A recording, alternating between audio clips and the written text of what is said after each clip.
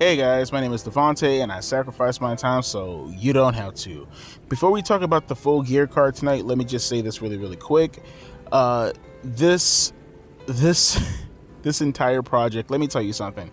When I do this project, do not expect another project for at least a full year. At least a year. It might be a little bit longer, but at least a year. Just because I can see already how draining this is going to be. So I said to myself, because I want to make sure I made absolutely no mistakes when talking about this, because, you know, I want some of my research to be cited if it can. I made sure to, or as of right now, I have at least, hang on, 1, 2, 3, 4, 5, 6. I have 6 pages written out so far in regards to research just for the first episode alone. When I say this is going to be my magnum opus, this is going to be my magnum opus. I'm going to put my heart, my soul, everything into this project right here. And it's going to be really fun. I hope you guys very much enjoy it. But don't forget, throughout the month of December, this project will be a thing. But don't forget also, around maybe, you know, somewhere around the 20th or the 21st or the 22nd, I still have to do the retrospective year-end reviews. You guys think I forgot about that? No, I'm doing it just like last year. I'm making it an anniversary yearly thing. I'm gonna do the year-end reviews for, you know, 2023 also. And obviously, I'm still gonna be recording shows, you know, doing the show reviews. Obviously, I'm still gonna be reporting on the news. So it's gonna be a very busy year for December, and it's one of those things where it's like I want to see my work actually be the reason for my subscriber growth. You know, obviously I joke around in the intro and stuff like that, but in reality, I'm not even gonna ask. Like, if you guys are visiting the channel for the first time, I'm not gonna ask you to subscribe because I want you, like, you know, oh, subscribe to the channel, just like the no. I want to see you actually subscribe to the channel based off of the work that I do. You know, like, if you agree with my work, I want that to be the reason why you subscribe. I don't want to ask for subscribers or likes or any of that kind of stuff. I want my work to speak for itself, and hopefully it does that, and hopefully, you know, I'm not expecting it to blow up. I mean, maybe it will, maybe it won't, but I just want it to be an extensive research that people can cite and then use it as somewhat of a syllabus if you want to take down other wrestling fans who like to make up nonsense in regards to professional wrestling today being good. So that should be really fun. Don't forget about that. I will start the series November 29th, about a week and a half from now. It will be every Thursday. And again, the feedback for this, I'm very curious as to what it's going to be, because I mean, I'm going full college student with this research right here. It's fun though. I'm liking it. I got 6 pages written for the first episode already. I got a few more things that I want to write out. I'm going to do all my research right now and get it out the way. Just get all my, you know, bulletin points down packed, and then I'll work on the editing probably 2 days before I actually start doing this. So maybe like next week Tuesday or next week Wednesday, then I'll start working on the intro and all the music. But right now, all I want to do is just study my history, write down all the bulletins that I want to touch on, get all my statistics and all my numbers ready, and try to be I'm gonna go full on debate, bro, also, of how I'm gonna actually look at all my numbers and everything like that, so I don't try to misconstrue or take away a point. And I'm gonna point out my bias throughout the entire series also, so prepare yourself for that. But with that being said, let's get into the match card for tonight. Hang on real quick. Talked about that long enough. I wonder how many matches we have tonight for Full Gear. AEW Full Gear 2023. Let me see real quick. Man, I'm hungry. I want some pizza right now. There we go. Hopefully it's nothing that's like super duper dramatic. I mean, it's AEW, so I'm expecting like 13 matches. 10 matches. That's actually pretty good. 11 if you count the pre-show. Oh, actually, no, I take that back. It's probably like 7. Let me see. 1, 2, 3, 4, 5, 6, 7, 8. Okay. 8 matches, still kind of long, but for AEW, that's a step in the right direction. Got Hikaru Shida versus Toni Storm for the AEW Women's Championship. Sting, Darby Allin, and Edge versus Christian, Luchasaurus, and Nick Wayne. Orange Cassidy versus John Moxley for the International Championship. Hangman Adam Page versus Swerve Strickland. We have the Golden Jets. Kenny Omega and Chris Jericho versus the Young Bucks. Kris Statlander and Julia Hart and Skye Blue triple threat match for the TBS Championship. Is this the first time the TBS Championship and the Women's Championship were on the line at the same? But probably not. I'm just being stupid right now. Ricky Starks and Big Bill versus La Facion and Gonna. Okay, fuck it, I don't care. Let me see. And FTR and the Kings of the Black Throne in the 4-way ladder match, of course. MJF versus Jay White for the main event for the AEW World Championship. It is what it is. I mean, I expect no less. Seems like a card that's very much overbooked with a very uninspiring main event with Jay White and MJF. Not even because of MJF, it's more so because of Jay White. But, you know, I'm willing to put my judgments to the side, and I'm willing to just judge the show based off its own merits. Like, I want to be judged based off of my work. When I actually do the whole downfall of the WWE series, I want to judge this show on this merit, and I'm not going to be biased, and I'm going to say everything that I feel and everything that I want to get out there. So with that being said, let's get directly into the show. Okay, for the first time in probably like, oh my god, I want to say 3 years? I can't remember the last time I ever actually talked about the pre-show. I only did it for the first few times when I first started recording reviews for my channel. Yeah, probably like in 2020 was the last time I did a pre-show review. But it's warranted because MJF is the world champion and he was in the pre-show. He had a tag team match, and I guess I didn't catch when him and Joe agreed to finally team up. Maybe it was on Collision. Maybe did they have Rampage last? I don't even know. But excuse me, I had hiccups a little tiny bit. Yeah, they ended up teaming up together to go up against the Guns, and the match in itself is nothing to talk about because, you know, who cares about the match? It's the angle afterwards, which I would say is a good job. So MJF and Joe, they had a standard tag team match against the Guns, and when everything was all said and done, you had Adam Cole, who ended up coming out to distract the Guns, and Samoa Joe ended up locking in the Coquina Clutch to make one of the Guns tap out. And after the match, you had Samoa Joe, who shook MJF's hand, and essentially he got a title shot. I'm not even sure how that works, but okay, fine. He got a title shot against MJF. That's fine.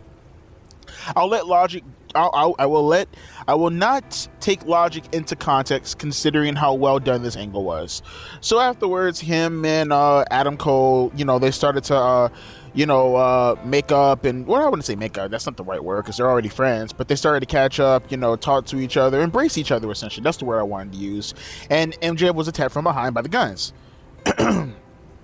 Adam Cole, who's on crutches, he's watching all this. He's like screaming, "Yeah, let him go, let him go, let him go!" And you have the Guns who are beating the shit out of MJF with a chair. Even gave him a couple of Pillmanizers. Like, they really fucked his leg up with a chair, right? And while MJF is getting stretchered off, Samoa Joe's nowhere to be found because, in Samoa Joe's eyes, hey, dude, you agreed to the title shot. My work here is done. I fulfilled my duty as your tag team champion, or your tag team partner, to hold on to those tag team championship belts. Well, MJF is getting carted on the stretcher. He's like yelling out like, Adam, Adam, Adam, Adam, and he's like crying down there. Great performance from MJF. While he's getting lifted into the ambulance, and he's like, "Don't let them take my title. Adam, promise, promise, promise, don't let them take my title." And Adam's on crutches, and he's like, "I promise I won't let anything happen to your championship belt," which is very unique because I'm very curious as to what path are they going to go down tonight, because, you know, theoretically, if they wanted to, even with Adam Cole being on crutches, it's not as if Adam Cole can't be a person who's actively on television, even on crutches. I mean, most of you guys are super young, so you probably don't remember this, but Kurt Angle, when he was the general manager on SmackDown, he was having neck issues, and the way they wrote him off of television was having Big Show choke slam him off the balcony. One of the first instances when I actually recognized kayfabe was a thing, and wrestling was fake, actually. Little bit of a tidbit for you guys right there. But Kurt Angle, he started to walk around or go in a wheelchair, or was it crutches or a wheelchair? It's been like 20 years, I can't remember.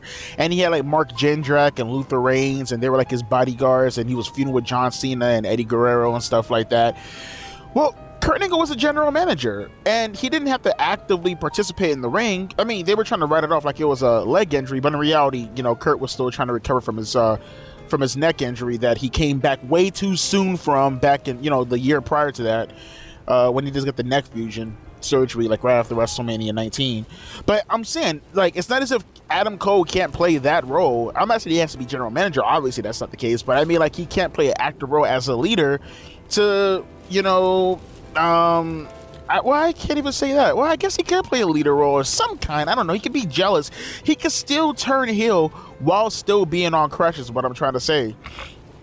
So there's something that's, at the very least, I will say it has my attention, is what I'm going to say. I would definitely say that it has my attention. I will say it's kind of weird. That seems like something you would have done on television. That seems like something you should have pushed on television. But it's not as if we ever seen this before. Back in 98, 99, primarily the reason Sunday Night Heat even existed was to promote angles like this going into the pay-per-view. Whether you had Austin and Taker, you know, doing their thing, well, twice actually, you know, Judgment Day 98 and the First Blood match. They were using Sunday Night Heat to promote that, you know what I mean? Oh, god damn it, hang on. Yeah, sorry about that. I ended up knocking my damn remote control on the floor, and fucking the TV started playing. I couldn't have that in the background. Holy shit, talk about copyright city, had that been caught in the background. Sorry about that. But yeah, it does leave it leads to a very intriguing story. Like I said, it's not as if they haven't used Sunday Night Heat to do stuff like this on a consistent basis back in the days, but it is still kind of weird. I mean, I don't know. But again, it's a hook. No pun intended. It's a hook for the show. So, you know, okay, I will give you that. I will give you that. It's not something that I really care for as far as, like, you know, match, you know, the whole match in-ring stuff. You know, I don't really care much for that as far as Jay White is considered.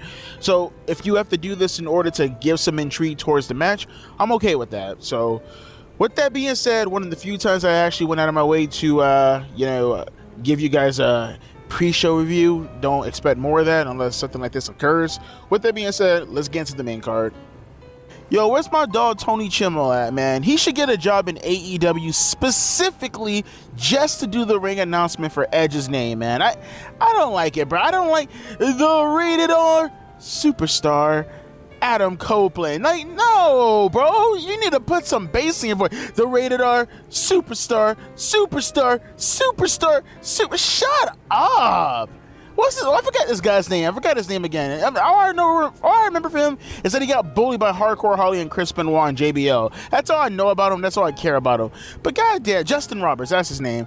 But man, like, what? Remember Tony Shimo? He used to get into the rated R superstar Edge. Like, it was aggression, it was love, it was passion. Bring him into AEW just to do Edge's ring announcements. God damn it. How many Tonys do we have in this company anyways? Got Tony Khan, got Tony Schiavone, got Tony Storm, got Tony Nese. Hell, even Anthony Bowens. His name is technically Tony. God damn. Okay, but this match right here, I will say that the character development is what I care about. The story is what I care about. Them deliberately getting out. Wait, what's oh, Darby Allin's just boosting up Sting. Okay, I thought he was saying something important. But yeah, that's what I care for in this match. Now, was this one of the greatest matches of all time? Not even fucking close. No, in-ring action wise, it was pretty basic, pretty average. But the story, and the way they got around Christian and Edge, it almost makes me say to myself, why did you have to do why'd you have to have Edge spear Christian a couple of weeks ago? You could have kept building that up. Will Edge finally get his hands on Christian? You know, I don't know, they're kind of working backwards a little tiny bit, but the actual angle in itself in this match, I want to say angle, but the actual stuff done in this match was actually pretty good from a character building standpoint. You know, the stuff with Christian literally trying to avoid Edge the entire time, running away from him like a scolded dog, Michael. Yeah, he was just trying to avoid him the entire time. I mean, Darby took the majority of the heat inside this match. Crazy Bastard took a choke slam on the ring apron, and like he got like this dude. He should do like animation work for like video games. His ragdoll effects is fucking amazing. This dude damn near died twice. He died off a choke slam on an apron. He sold it like so fucking insanely. And the little fucking hard Irish whip into the corner where he got inside out. And that was actually really good. Really good shit. But that was probably like the highlights of the match in itself. The finish essentially came where Christian brought in the championship belt. He was trying to hit Edge with it. Luchasaurus was holding him up. And he hit Luchasaurus with the championship belt. Afterwards, Edge seen Christian. He tried to get his hands on him. He chased him out of the arena. Christian ran into the audience, and then he ran out of the arena like a stone down. I did that joke twice already. Who cares? And the majority of this match, and the ending of this match was all the baby faces hitting their finishers. You had Edge hit the spear, and then I think he set up Darby Allin to hit the coffin drop on what's his name. So it is what it is. It got the story over. It got the character work over. That's all that I care about in the end of the day. Again, best match of all time, no, but the character work and the presentation. This opener, as far as the entrance, was pretty cool too. You had some choir girls come out, and they were singing Christians, or humming Christians theme song. It sounded kind of creepy, but it was awesome at the same time. And I can never get over Christian, dude. He's so goddamn ridiculous, wrestling in a goddamn turtleneck. I know he's been doing that for months now, but it's just so goddamn goofy and ridiculous. I fucking love it though. But yeah, that was essentially it. They ended up pinning the dinosaur, and yeah, that was the end of the match right there. Ric Flair was in ringside also. He took a couple of, bumps.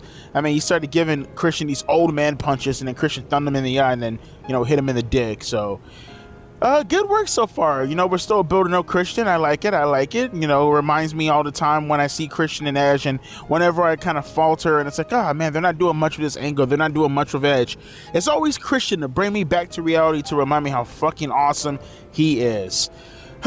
So yeah, let's continue on with the show. We got plenty of more matches to fucking get through. Well, this match sucked. I don't know. It's not as if this was the main match that I came into the show wanting to watch. For me personally, I don't know about you guys, but for me personally, the match that I really want to watch is Swerve Strickland versus Hangman Adam Page. That's my draw for this show right here. And actually, now after seeing the stuff that happened in the opener and the pre-show, I kind of want to see MJF and Jay White now. But those are the only two matches I actually care about. Which, by the way, Adam Cole came out and he challenged Jay White to a championship match in the main event while on crutches. Now, obviously, that's not going to happen, so that just furthers the intrigue as to what's going to happen in that main event. It's so weird. It's a pay-per-view show, but the way they're treating the main event tonight, it's what I've been wanting for them to do on television this entire time. It's so ass backwards. It's so unorthodox. It's so weird.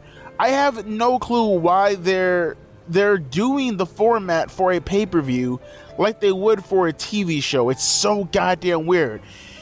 I understand going into the show the way they did with the pre-show. Again, it's not as if WWE didn't do that before, but to still build it up in this manner, it's not that it's bad.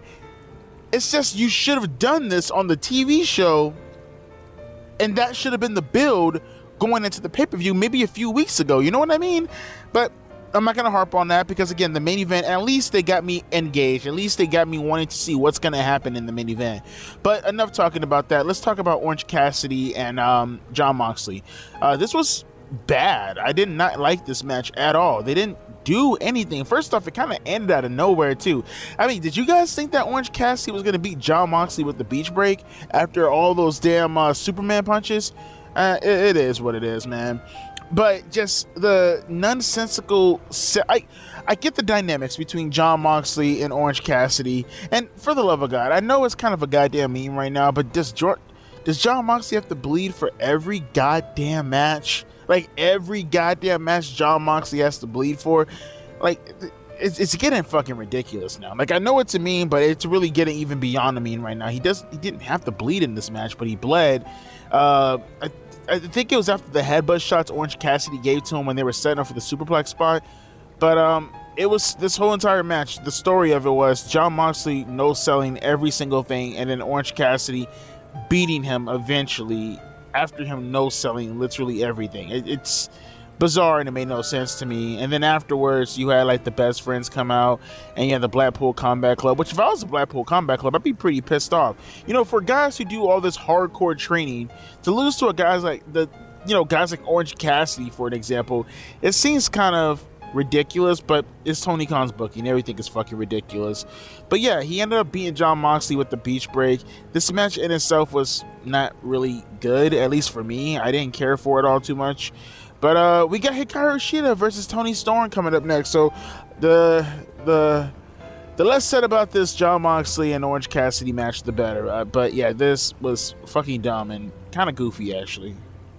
You know, I gotta give AEW props, man. They're sacrificing a lot of their credibility in regards to their in-ring work to promote more story and character. I gotta say, I didn't think Tony Khan had it in him, because I'm telling you right now, these first 3 matches that we've seen so far, I don't like. I can't speak for every AEW fan, because you do have diehard marks who just care about the label and the title of the company as is, but like, for the hardcore AEW fans who like all the goddamn, you know, kicks and flips and stuff like that, not to say I don't think we're not going to see it later on tonight, but like, you know, these first 3 matches, it's, you ain't getting that. You ain't getting that. These matches are not good, but the character work, aside from the Jon Moxley match, is pretty good so far. This Toni Storm match with Hikaru Shida was absolute dog shit. This was terrible. Like, they didn't do shit. Like, they hit each other for real in the face for a couple of minutes. They did a couple of stiff shots that you usually see on some Japan show. And, you know, so the finish essentially came where you had like Toni Storm. She was putting like some plate in her booty cheeks, which, by the way, Luther carrying her and picking her up and touching Toni Storm's ass and all that stuff. Lucky man. I would love to be his hands. I would love to be Luther right now. I never thought I'd ever actually say that, but Luther, Nostradamus, I want to be you, bro. I want to touch all over Toni Storm's bakery goods. Does it make me a creep? Yeah. Do I give a fuck? Hell no. You know you want to too, so shut the fuck up.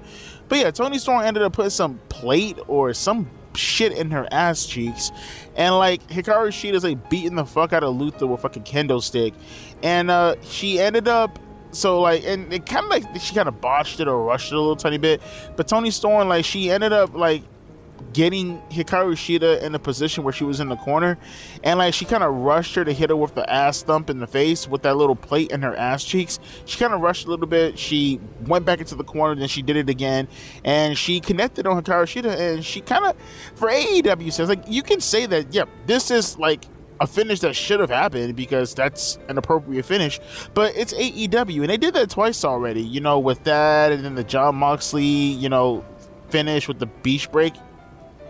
I don't know, because it's AEW, I kind of expected more to happen in the match, and that to not be the finish, but it was. I'm okay with that, you know, totally. I'm perfectly fine with that. It's just that with AEW was, you know, you'd expect more, because they always do the most ridiculous bullshit when it comes to their finishes. But yeah, Toni Storm won the match. This match was fucking shit. It was horrible. This was terrible.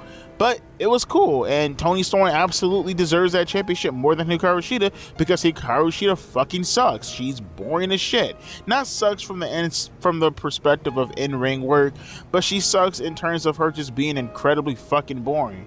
And who knows? Maybe that just made me, maybe be me. What am I doing? That just may be me. Who cares? I don't give a fuck. You know, I like to see entertainment. I want to see characters and stuff. I said this 1,000,001 times in this show alone. So it doesn't bother me none. Toni Storm absolutely deserves that championship more than Hikaru Shida. She could take her slant eye ass back in the line, and she can, you know, pray to fucking Goku and find some Dragon Balls, and maybe she could like wish for her championship back. I don't know. What do they do in Japan nowadays? I don't fucking know. But yeah, this match sucked absolute baby dick. So yeah, there you go with that. But yeah, they're gonna have this fatal 4-way ladder match coming up. So, well, right on cue, right? Let's get to the kicks and flips. Am I right?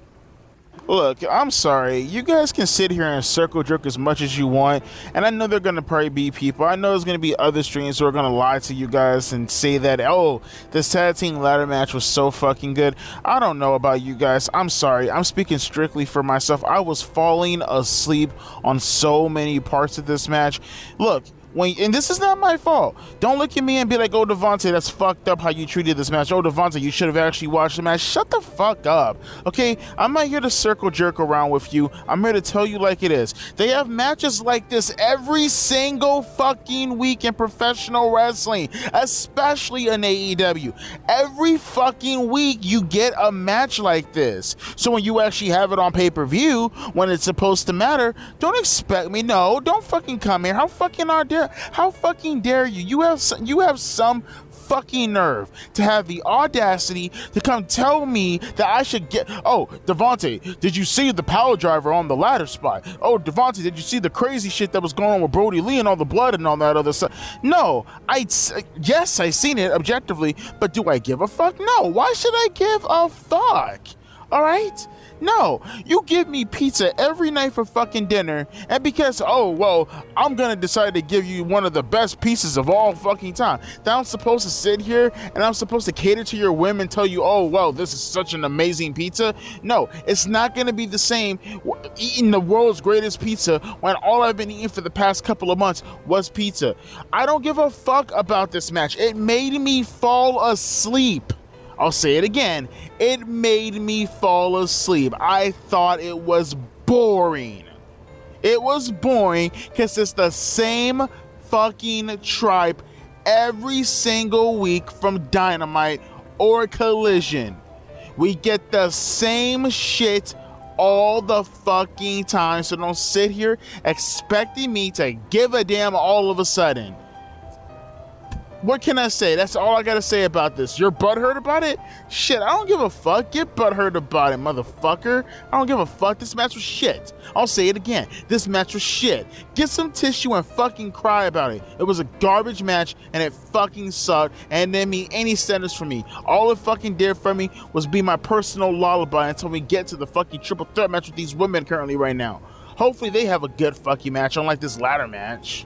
But of course, oh, Devontae, don't you understand? This ladder match was catered to a specific audience. Well, you know what? Catered to that specific audience. I'm not a part of that specific audience. I'm a grown-ass goddamn man who's seen this shit 1,000,001 fucking times, and I'll give it to you like it's straight. You don't like it? As I said before, fucking cry about it. Not my problem. Wow, something actually fucking good happened on this show. About fucking time. You're only like 2 hours into the goddamn show, damn near. Actually, it's exactly 2 hours into the show. It's 10 o'clock when I died. This match between Julia Hart and Skye Blue and Kris Statlander, this was good shit. I liked it. This was way, a billion times better than the Toni Storm match. This was fun. I liked it. These girls went out there and they busted their asses. I mean, they pulled out some moves that, I mean, granted, I really didn't give a shit about the moves. Oh, man. But the cohesiveness and the storytelling that they were saying throughout the match, I actually did appreciate. That was fun. It is what it is, though. I thought it was good. I thought it was a good, solid match. The finish with how Julia Hart won the TBS championship was actually pretty clever. I like that. You know, you had Kris Statlander hit what's the girl's name again? Skye Blue, who has like new theme music now, like a new presentation. She's wearing a hat and now she's wearing a crown. Like, I love how they're like, oh, she has a new music. Oh, new music. I didn't even know what the fuck her old music was, so I really don't give a shit. I mean, but you know, I will say, for all the women inside this match, they all improved dramatically. Well, Kris Statlander's always, at least in my opinion, Kris Statlander has always been pretty damn good in the ring.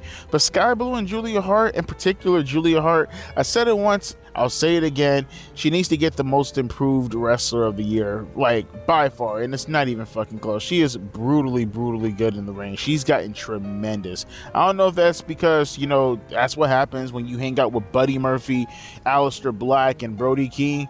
I mean, you're gonna learn a thing or two. But yeah, she fucking killed it, and she's only like, what, 22 right now, 21 or 22 years old.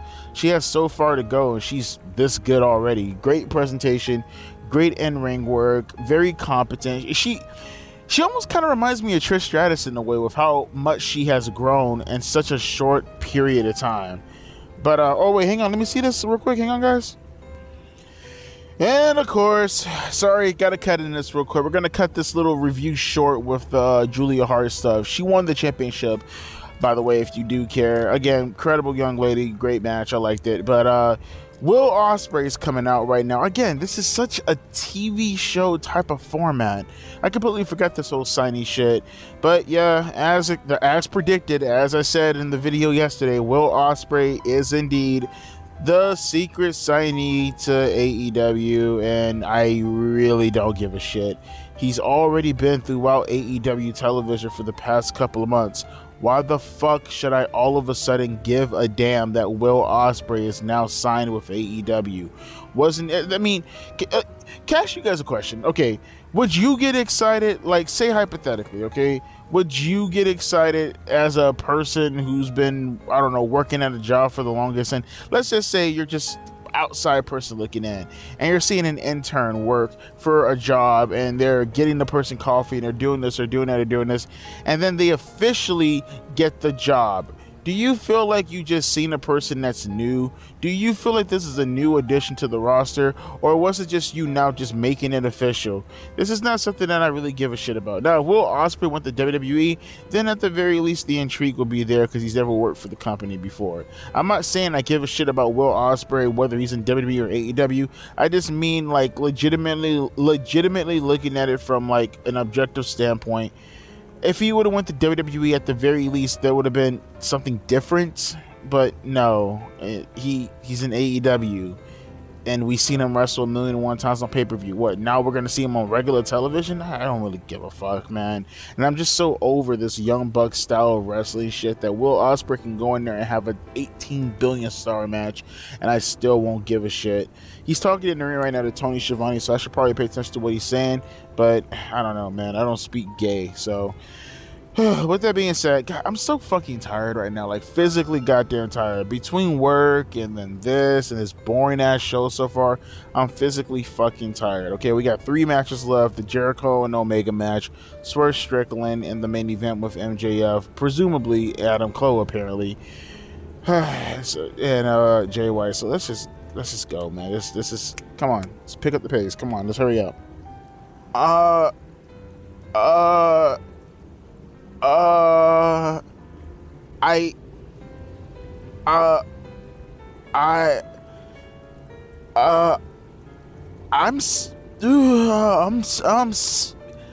I'm speechless. This match was fucking bonkers. I've never in my life seen a match this gross. And I know you people are going to probably tell me some obscure bullshit match from CZW, from a mainstream wrestling company, whether we're talking about WCW, WWE, TNA, or AEW. This was by far one of the most, it is the grossest match I've ever seen as a wrestling fan. Now, you can take that for what you will. You can say that this match was fucking garbage because this was garbage wrestling. This will make John Moxley blush with how much garbage happened in this match. Or you could take it at face value from an entertainment perspective, and you can look at it and you can say that they went so far and above and beyond the standards of a wrestling match that you are willing to at least overlook the garbage match. That's what I'm going to do here, because at the very least you had story. At the very least, the things that happened in the match played into the story of the entire feud. And the irony, you guys want to hear something funny? You know this. You know me when I do my thumbnails. I make my thumbnails usually like a day before the show even happens. Do you know how much of a fucking coincidence it is? I did not make this thumbnail after this match. I made this thumbnail yesterday. The thumbnail, you see the thumbnail with the noose and everything? I made that yesterday. And that was the fucking finish. That's insanity. The finish of the match was my thumbnail that I made yesterday. Granted, it was with a chain, but still, that's crazy. Okay, so where in the fuck do I begin with this insane fucking match? Where in the fuck do I begin? I don't even know where to begin. Okay, the staples. So, actually, the entrance. The entrance was badass. You had the girls dancing and all that shit that was going on with the Swerve when I drive stuff. That was lit. That was awesome. Swerve comes out to the ring, and Hangman doesn't come out to an entrance. He just bolts out there like a bat out of hell and starts beating the shit out of Swerve Strickland. Took some staplers, started stapling his chest, his arms, his back, his face, his cheeks, his other cheek, his forehead. He just started stapling him everywhere. It was fucking gross. It was fucking gross. He's like bleeding profusely out of his face. There was a spot during the match where fucking Swerve took a bottle of water and he dumped it on his face, and all you see is like a gallon of fucking blood fall out of his goddamn face. It was disgusting. It got to a point where Swerve, he took so many staple shots and this motherfucker got immune to the staple shots. He's like taking a staple shot from a Hangman, then another one, and another one. He's like walking up to like he's fucking Candyman, like he's fucking Jeepers Creepers. He hits him in the face. Oh, I think he actually takes the stapler out of his hand, then he staples him in the face, and then he started stapling himself. Again, you can call it garbage wrestling, but this match was so not awesome as far as great, but awesome in the purest definition of awe-inspiring I've ever seen. He takes the stapler and he starts to staple himself. Sooner or later, we get to a spot where they started to use a barbed wire chair. And I mean, these guys are laying their shit in. There was a spot where fucking Hangman Adam Page is on the turnbuckle, and fucking Swerve hits him in the back with the chair 2x4, or the chair barbed wire. And the barbed wire, it was loose. So it wrapped forward and it just caught Hangman in the cheek, and he pulls the chair back, and the fucking thing just it brings his cheek with him, which obviously made Hangman bleed even more. Then Hangman hits the little Oiharu moonsault, whatever he calls it, with the chair in his grasp on Swerve Strickland on the outside of the ring. These guys are just annihilating each other.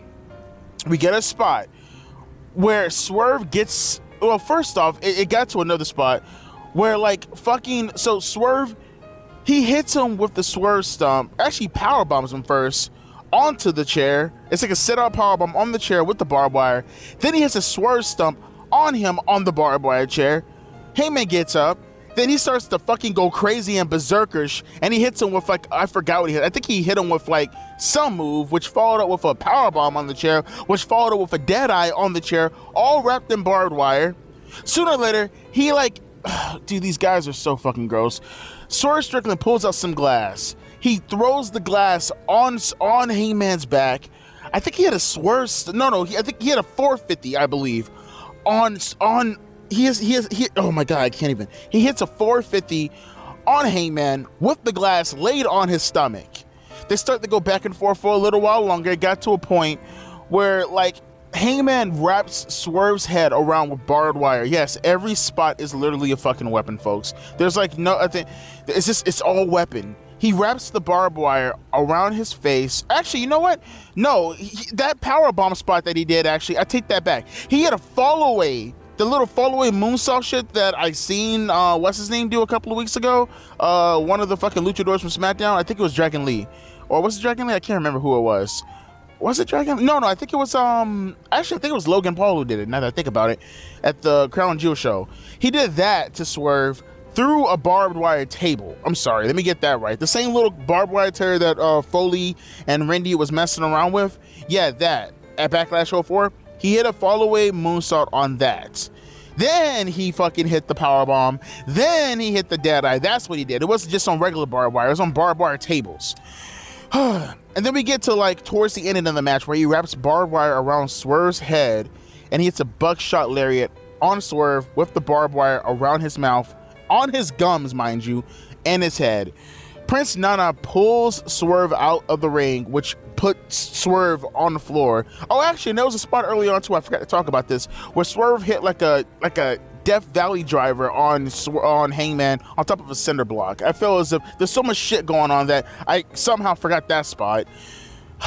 Okay, so when he pulls him out of the ring, what's his name? Brian Cage comes out and he starts to attack Hangman Adam Page. Eventually, he pulls out a table with the help of Prince Nana. He goes in the ring. He attempts to put him through the table. He puts him in a powerbomb position, and Hangman has the barbed wire around his head. He starts to attack him with the barbed wire, ends up hitting him with a rolling elbow with the barbed wire around his head a couple times, takes him out.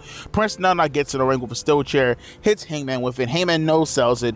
He takes Prince Nana, and he puts him through that table with a deadeye off the apron through said table that him and what's his name set up earlier.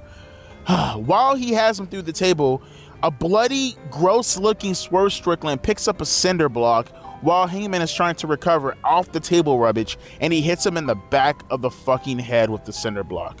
Somehow, because, you know, in the real world, that'd probably fucking kill you,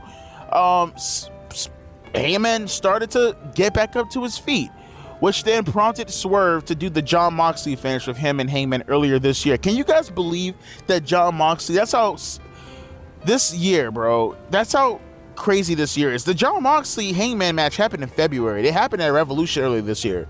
He did the same finish where he hung him, he put chains around his neck, then he threw the chain over the turnbuckle ring post, and then he hung Hangman Page from there, which pretty much obviously rendered Hangman unconscious. Jon Moxley tapped out to the move, if I remember correctly. Hangman just passed out from it, and he couldn't make it up to his feet. He tried to, but then he just crumbled back down, and he couldn't make it up to a 10 count. And that was the end of the match. Swerve Strickland, he passed out, he collapsed in a heap of his own fucking blood. And this was gross. This was disgusting.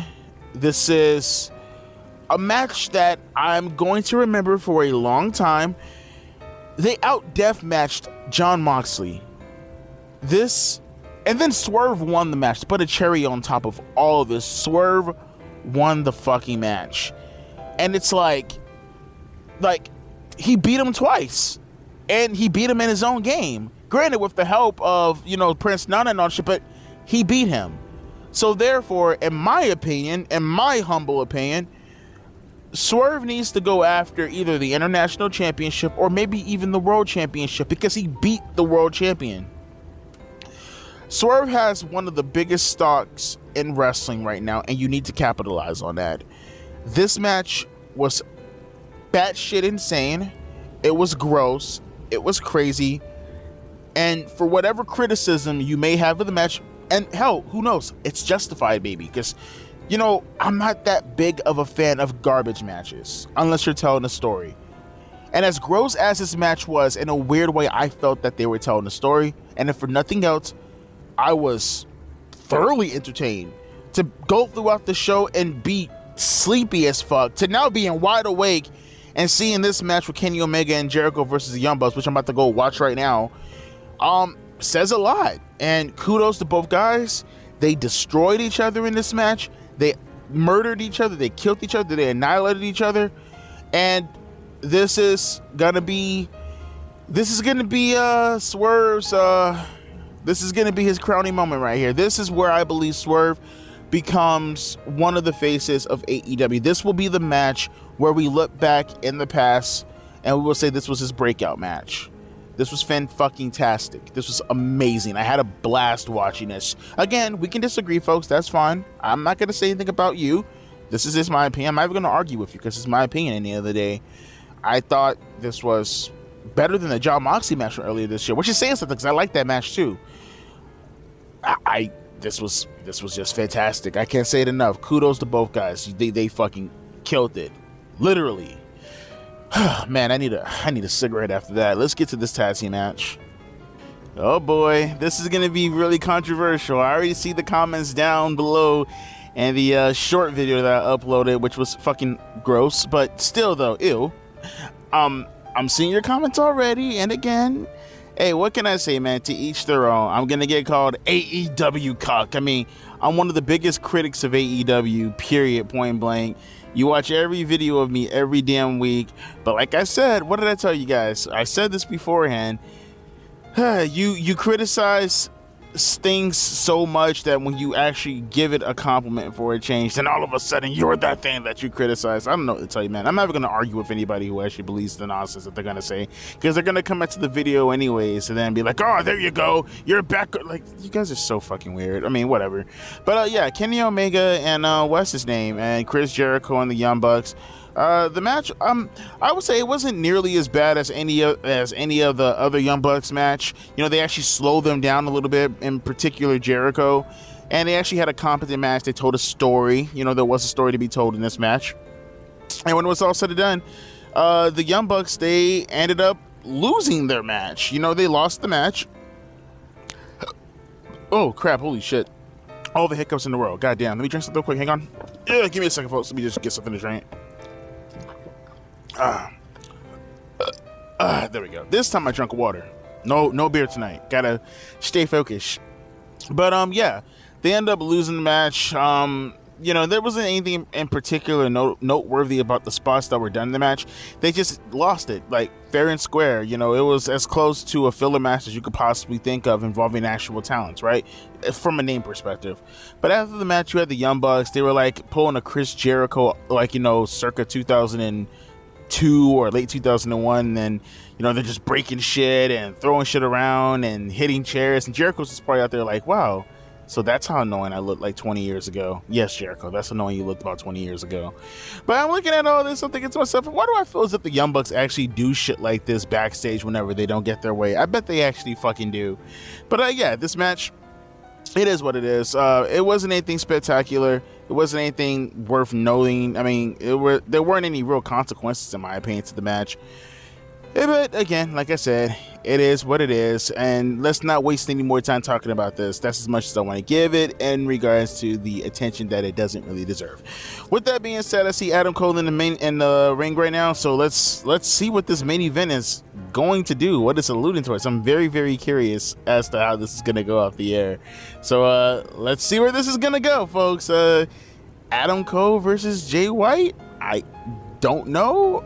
Let's see. At the very least, after this, we can finally go to fucking bed, or at least I can. So yeah, let's get this over with. Let's get this over with. All right, folks, that does it. The main event is over with. I'm very surprised we didn't get any type of swerves or any kind of turns. I can't be the only one who thought to themselves, even with Adam Cole, like there was something in the back of my mind that was saying like, okay, well, no, they're not going to do something with Adam Cole because he's legitimately hurt.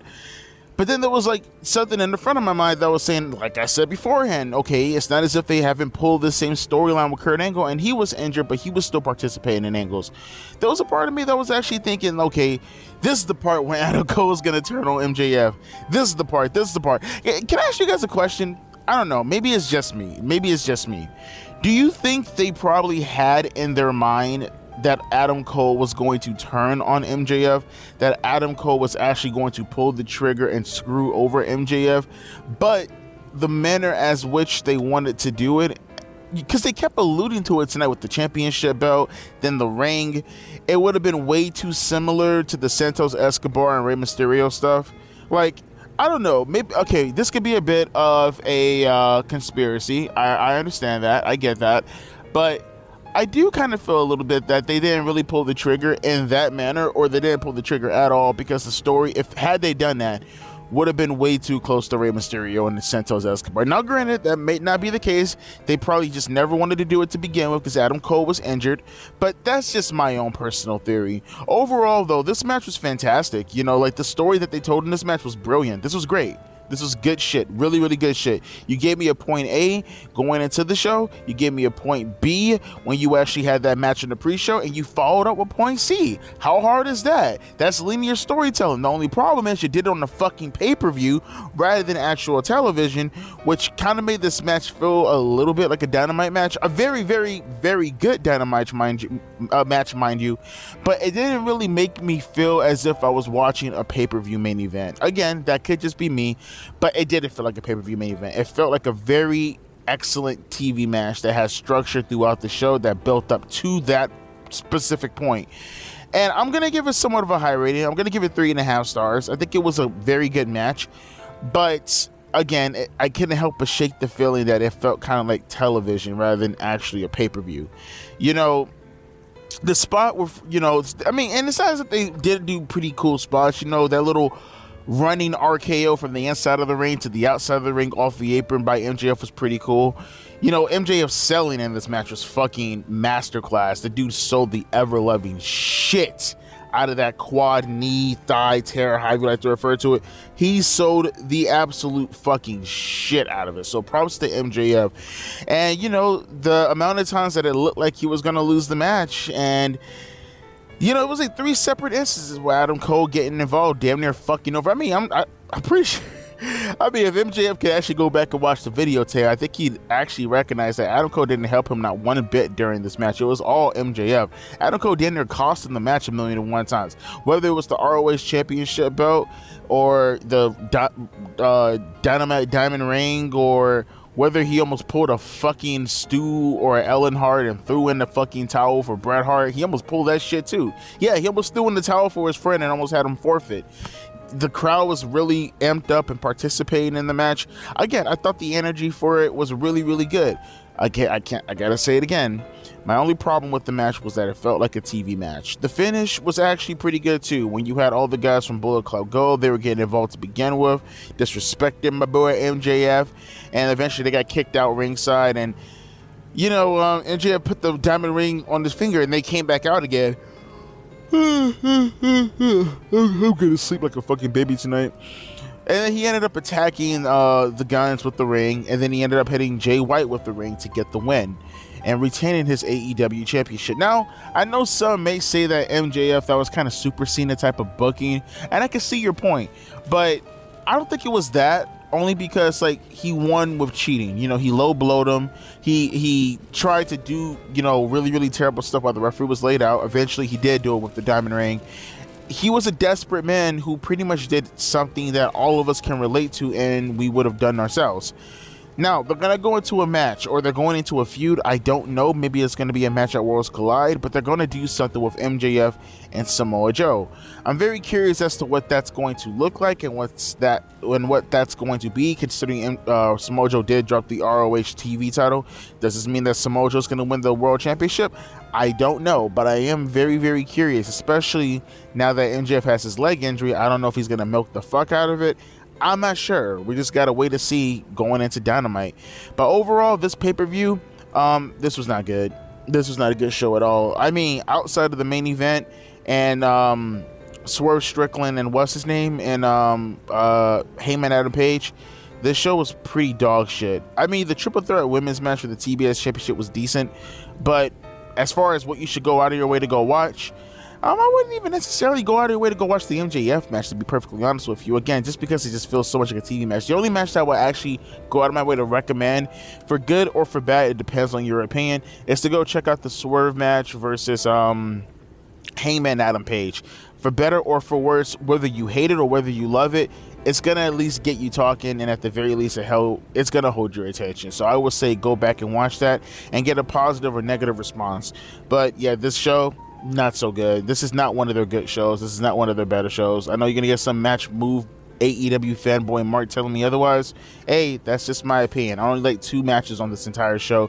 3, but even the third match was kind of like if you will. The only pay-per-view quality match that I can really say that I liked was the match between Swerve and Hangman Adam Page. But that's just my opinion. Now I want to hear your opinions down in the comment section below. How did you feel about tonight's show? Better yet, how did you feel about the main event? And more importantly, the divisive issue. How did you, do I even have to prompt that question? You're going to tell me how you felt about that one way or another. So let me get the hell up out of here, folks. I'm about to pass out right now. I've been up working since 6:30 this morning. I got off at 4 o'clock. I got directly to doing this. I'm tired as fuck, and I really want to go to bed. So let me do that right about now. Let me upload this and get the fuck up out of here. As always, my name is Devontae, and I'll be catching you fine folks later. Deuces, P. Ice.